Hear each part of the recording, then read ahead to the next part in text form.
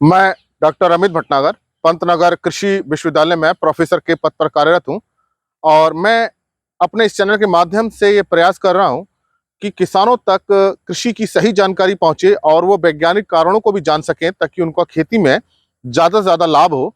इसके लिए मैंने अपने चैनल पे एक प्लेलिस्ट बनाई है कृषि किसान, जिसमें मैं हिंदी में चर्चा करता हूँ और बहुत सारी प्लेलिस्ट हैं जो एग्रीकल्चर से रिलेटेड सब्जेक्ट्स के लेक्चर्स हैं जो स्टूडेंट्स के लिए बहुत लाभदायक हैं। तो आप दूसरी प्लेलिस्ट को भी देख सकते हैं, लेकिन हिंदी के लिए आप कृषि किसान प्लेलिस्ट को देखिए और इन वीडियो जो भी वीडियो हैं कृषि किसान में ज़्यादा से ज़्यादा लोगों के साथ शेयर कीजिए ताकि और लोगों को भी उसका लाभ मिल सके और खेती में वास्तव में क्या होता है और कैसे हम अधिक लाभ ले सकते हैं उसके बारे में उसकी जानकारी हो।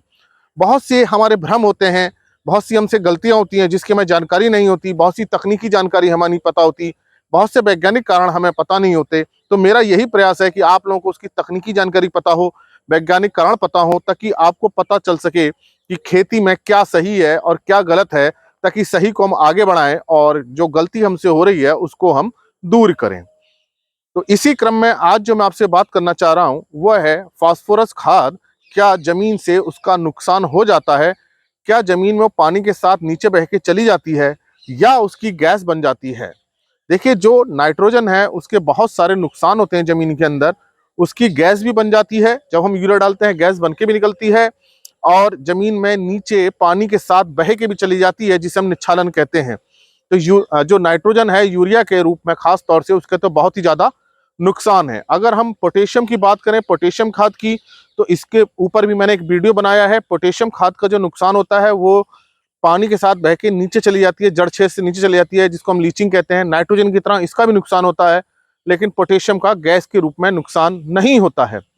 अब हम फास्फोरस की बात करें, क्योंकि हमारे में तीन महत्वपूर्ण खाद होती है, नाइट्रोजन, फास्फोरस, पोटेशियम। तो आज जो बात है वो फास्फोरस की है।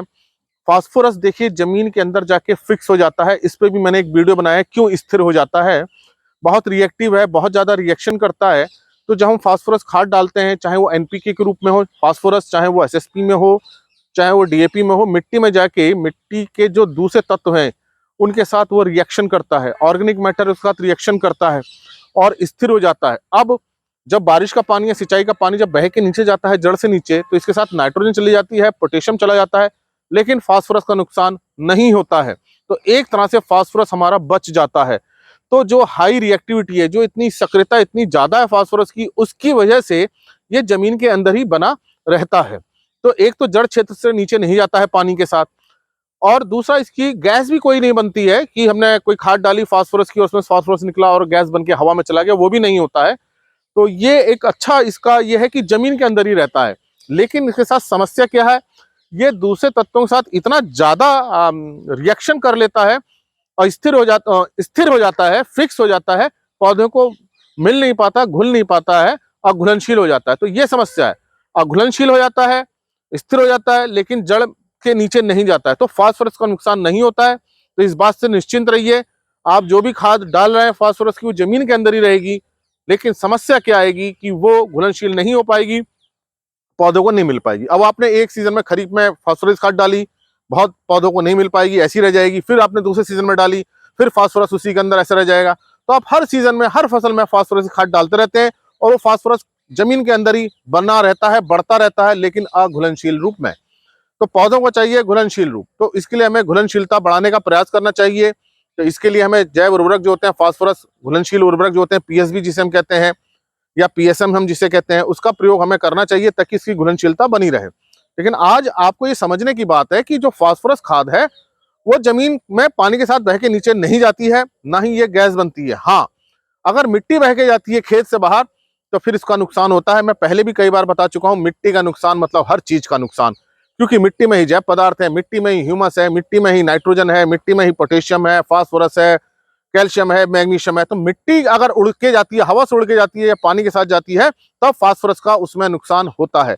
तो फास्फोरस का नुकसान होने का एक यही रास्ता होता है कि मिट्टी खेत से बाहर चली जाए। तो मृदा अपरदन को रोकिए, चाहे वो पानी के साथ हो रहा है, चाहे हवा के साथ हो रहा है। पानी के साथ हो रहा है तो चारों तरफ जो है ऊंची ऊंची मेड़ बना के रखिए ताकि पानी के साथ बह के ना जाए। और हवा के साथ अगर मिट्टी बहती है तो मल्च रखिए, मतलब उसके कवर रखिए, मिट्टी को ढक के रखिए, कुछ ना कुछ उसके ऊपर वेजिटेटिव कवर, मतलब हमको कुछ पत्ती वगैरह, डंठल वगैरह बना के रखने चाहिए ताकि मिट्टी कम से कम हवा के साथ उड़े। तो ये आज मैं आपको बताना चाह रहा था कि फास्फोरस का पानी के साथ बह के नीचे निच्छालन के रूप में, मतलब लीचिंग के रूप में नुकसान नहीं होता है। तो आप इतने सालों से जो फास्फोरस डाल रहे हैं उसके कुछ ही मात्रा पौधों को मिल पाती है, बाकी मात्रा जमीन के अंदर रहती है। तो कई सालों से हम जब फास्फोरस की खाद डालते रहते हैं तो फास्फोरस उसके अंदर बढ़ता रहता है। तो इसको हम कहते हैं कुल फास्फोरस। और जब हम मिट्टी की जांच कराते हैं तो उसमें आती है रिपोर्ट उपलब्ध फास्फोरस की। तो हमारे लिए, पौधों के लिए महत्वपूर्ण क्या है? उपलब्ध फास्फोरस, जो कि घुलनशील है। तो इसकी घुलनशीलता को बढ़ाने का प्रयास कीजिए। खेत में आप जो है जैवांश पदार्थ डालिए, उससे माइक्रो एक्टिविटी, माइक्रो सूक्ष्म जीव बढ़ते हैं जो घुलनशीलता को बढ़ाते हैं। बहुत सारे सूक्ष्म जीव हैं। फास्फोरस घोलने वाले जैव उर्वरक पीएसबी का प्रयोग कीजिए ताकि आपके अंदर आपने जो डाला है फास्फोरस वो घुलनशील हो जाए। तो ये समझने की बात है कि फास्फोरस नीचे पानी के साथ बह के नहीं जाएगा। पानी के साथ बह के तभी जाएगा जब पानी ऊपर से खेत के बह रहा हो और इस पानी के साथ मिट्टी निकल जाए, तभी इसका नुकसान होगा, अदरवाइज इसका नुकसान नहीं होगा। तो फास्फोरस की घुलनशीलता पे हमें बहुत ध्यान देना चाहिए ताकि जो अघुलनशील फास्फोरस इतने सालों से जो जमीन में पड़ा हुआ है वो घुलनशील हो जाए। उसको घुलनशील बनाने का काम मुख्यतः सूक्ष्मजीव करते हैं। तो सूक्ष्मजीव बढ़ाने का प्रयास करना चाहिए, जो मैंने अभी आपको बताया। जैवांश पदार्थ डालें, पीएसबी बायो फर्टिलाइजर, जैव उर्वरक का प्रयोग करें ताकि हमारा जो अघुलनशील फास्फोरस है उसकी घुलनशीलता बढ़े। तो ये बात अब आपको समझ में आई होगी कि नाइट्रोजन का नुकसान होता है, पोटेशियम का नुकसान होता है, लेकिन फास्फोरस का नुकसान मिट्टी में एज सच नहीं होता है जब तक कि मिट्टी खेत से बाहर ना जाए।